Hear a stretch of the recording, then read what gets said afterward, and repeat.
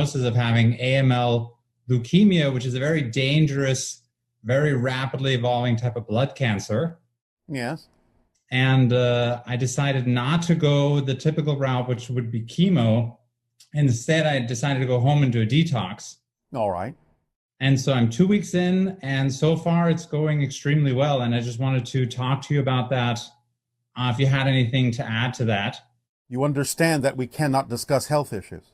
Yes, absolutely. All right. So all we can say is that you had the wisdom to create a synchronicity that would reveal to you something that you needed to pay attention to. Right. Right.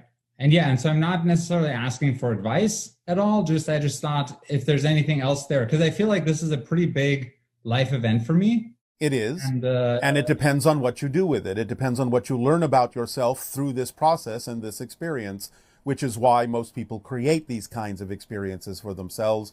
You can ask yourself the question, what is it focusing me on that otherwise I may not have focused on? That's usually what the important issue is in why this has been created by you as a process or an experience. First and foremost, again, as I said, the synchronicity of the wisdom tooth leading you to this particular awareness. So you can start your synchronistic symbols there, but again, explore the idea. And you will know more about this as you go through the process of what it is getting you to focus on that you might otherwise not have focused on had you not created this. Not that you necessarily need it, but obviously at one point you believed you did, because this is what you felt you needed to bring your attention to something that will be very important for you to pay attention to within your life, about the kind of choices you're making and the kind of changes that you prefer to make in your life. And you have to know this will help you make them more easily if you learn the lessons and pay attention to what it is you are being forced to focus on by having this experience in your life. Right. And so that is what we will say. Yeah, and so I find it so interesting because I actually find this whole situation pretty exciting. All right. That is a good state of being to stay in so that you can experience the information and the lessons you need to learn in a positive way. Yeah, and I think one thing that's really come out for me is that one thing that I'm most excited about is that I feel like through this journey, I can also show people that there's alternatives. Yes. And not in any way to diss medicine at all. I mean, I think medicine... No. Again, it's whatever the path of least resistance is for those who have certain belief systems. That's what works. Right. And so I find this to be a much more joyful, much more effortless path in a way that doesn't contain suffering in the way that chemo does. All right. Again, if things change for you, go with the flow. Go with the path of least resistance, as synchronicity not only brings you objects, situations, circumstances, opportunities, and symbols to move and guide you forward, but sometimes also, as synchronicity will, prevent you from moving down certain paths, again, as a guiding mechanism that's not necessarily your path of least resistance at this moment. Right. That makes sense. So we'll just see how it goes, because right now I'm on day 11, I think. Oh, all right. So, which is also synchronistic, I guess. All right. Well, thank you for your willingness to experience your power strongly enough to go through this process and learn what it is you need to learn for your expansion and your growth. Yeah, and it's also interesting because I felt like when I was in the hospital and the doctors would talk to me, and there was very much a sense of urgency that I needed to start chemo right away, and it was dangerous, and like every day I waited, it was going to be more dangerous. Yes. And I never felt scared. All right. You know, and I think many people in my situation would be scared of dying or other Many people might, yes. And so I felt that the whole time I was able to remain in this place of calmness and realize that is like a valid path to choose, of course, but like it was never my path, and I never felt like I needed to go down that path. All right. Again, just pay attention to your synchronicities to guide you as to exactly how the path needs to flow. Right. As long as you are not ruling anything out, you will be open to receiving from synchronicity the appropriate path for you at any given moment. Right. And so, do you have any comments? Because I hadn't thought about that. It was my wisdom tooth extraction that kind of brought, not that it caused it, but it like brought this whole situation to the surface. Yes, that's what I already addressed. You were wise enough, wisdom Yeah. enough to use that as a symbol to move you into the situation and circumstance you needed in order to receive this information. Right. Right. Okay. What else does it need to represent? Mm-hmm. Is that not a sufficient symbol? No, it's great. It's great. All right. Then there's nothing else that needs to be said about it. You don't have to overthink it or overcomplicate it. Right. Okay. May I ask you some other questions unrelated? Well, that was a question. So what other questions do you have? So I was always wondering, with your civilization, your planet is Essani, right? Yes. And so, do you ever consider living on more than one planet, or how come you only stay on the one when you have the technology to? I never said we only stay on the one. Okay. That's an assumption on your part. Okay, that's valid. Yeah. So then that is your home world, but then you also Yes. have colonized other worlds. Yes. Okay. And so is Essani the most populous world, or are other ones more populous? It depends upon the environment. It depends upon the purpose of settling on a particular planet as to what drives the needs of the population there. Our homeworld usually never exceeds somewhere in the neighborhood of about 300 million. Yeah. It is an average that in general is maintained on the colony worlds, but there can be more or less, again, depending upon the nature of the planet and the purpose for why we might be there. Right. And when you meet other civilizations, Yes. do most of them communicate with you telepathically, or do you also? A lot of them do, but some of them do not. Okay. And so then how do you communicate with those other races? Is it like via technology or? Well, first of all, remember that we usually make contact with planets in the same way we're making contact with yours. Mhm.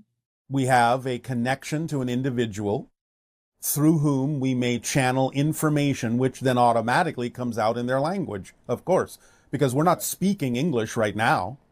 Right. So the idea is that we communicate that way, but doesn't mean we don't have the capacity to learn someone's language. Right. Right. And so in your alliance of worlds, Yes.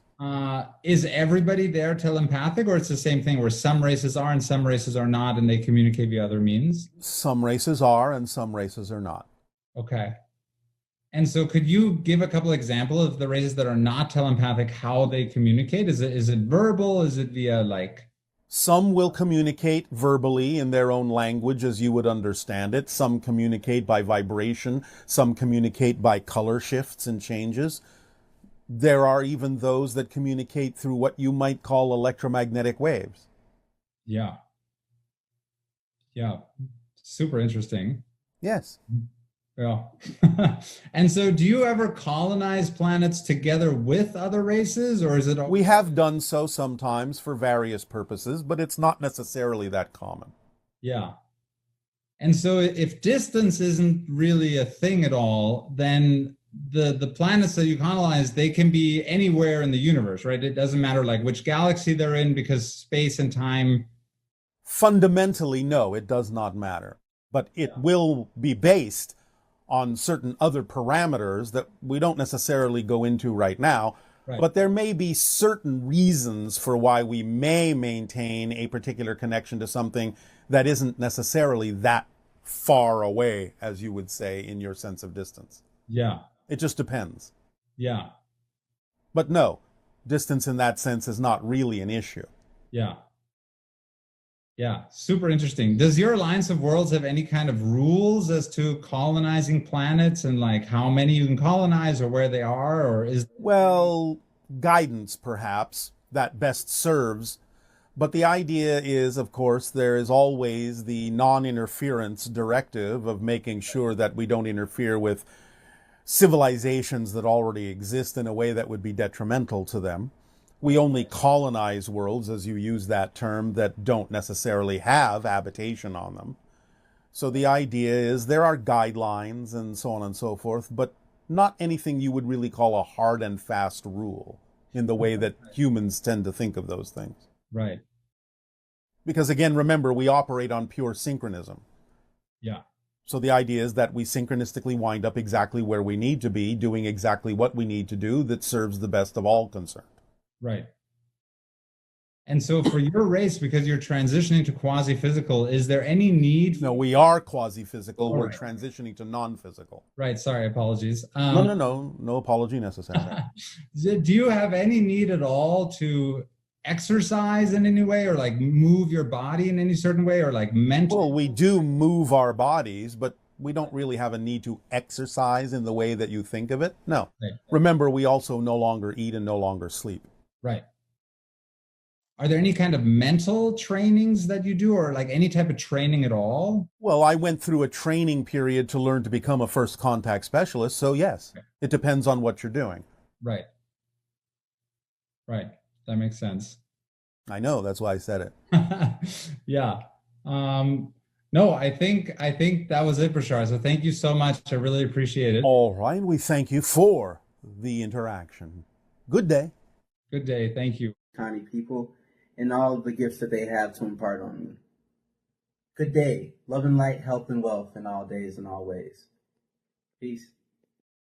The only thing you have to do, as we have always said, is just follow the steps of the 4-point formula of acting on your passion to the best you can, with no insistence or assumption of the outcome, and stay in a positive state no matter what manifests so you can get a benefit from it. But you must follow these steps as precisely as possible, and also include the understanding of how to investigate your negative beliefs and let them go. And also allow yourself the opportunity to realize that everything works automatically when you follow the formula. And when you relax into the flow of your true self, your flow will take you exactly where you need to go. When you act on your passion, you raise your frequency. When you raise your vibrational frequency of energy, you become a more sensitive receiver and antenna for higher frequency information and energy from other higher level sources. So the way to match the vibration more readily of our civilization as Essani is to simply follow the formula as precisely as you can, let go of the beliefs that don't serve you, and recognize the automatic tools that come into play, like synchronicity being the organizing principle of your life, and let them operate in the way they naturally operate without having to worry about whether or not you're off the path. Just let them do what they need to do, and know that you will attract everything you need to live a fulfilled life. And by raising your frequency in that way, you will match whatever vibrational resonance you need to that will be of best service to you and to the rest of your planet, as well as to the cosmos. Hi. And to you, good day. How are you? Perfect. And you? I'm good, thank you. All right. Please proceed. I'm Gabriela from Canada, and my first question is about the formula. Yes. So in the formula, you say to act on the excitement to the best of your ability until you can take it no farther. Yes. How does the formula incorporate rational thinking or logic? Well, you can be rational and logical about what it is you're experiencing. You can understand it from that point of view. But it's not really about taking that too far. It's not about overthinking or overcomplicating the idea. It's more about allowing things to flow in a natural way, knowing that that's how things work. Whatever it is that then does manifest, you can think about in any way, shape, or form you would like to, as long as the thinking process doesn't interfere with the natural flow of what synchronistically needs to come to you to serve you. Because I was thinking that maybe rational thinking sometimes can be fear-based beliefs. Of course it can. Like that. Of course it can. But that's where you have to be honest within your own self-investigation to be able to tell the difference between excitement and anxiety. And also there's such things such as religious norms or social norms. Yes. So when they interfere with your excitement... They don't interfere with your excitement. Your belief systems may allow them to interfere, but they themselves don't interfere if you don't necessarily believe that they have anything to do with your true self and your true path. You're the one that allows them to interfere if you have that experience. They can't interfere on their own. So is it like you can change the beliefs, or like? Yes, of course. That's the whole idea, is you change your beliefs to be more in alignment with who you prefer to be, as long as you know you are remaining within holistic integrity and not changing your beliefs to something that is out of alignment with who you are, then you are walking the path of least resistance that is true for you. So of course you can change your beliefs, because your beliefs are what create your reality experience. Nothing else does. Okay, because I was thinking that maybe these are like those norms, maybe they're also sometimes fear-based. If they Yes, they are. So if you recognize the ones that are fear-based and don't prefer to buy into the ones that are fear-based, you have the choice not to do so. And the same goes like for the attraction. If you're attracted to do something or to someone, and then you have a fear, a belief that blocks you and like says, oh, you're not supposed to, that means that you're encountered on a fear-based belief that you should change or investigate. Is that correct? Well, again, it's about understanding the reason why you would choose to do anything. You have to be in touch with the belief behind why you choose to do things, so that you can recognize if you're doing things or choosing to do things that are based on either positive or negative beliefs. Again, this is all about knowing yourself more clearly, becoming more transparent to yourself, so you understand the reason why you might choose to do something more clearly. And then you'll be able to tell whether that reason is positive or negative. Thank you.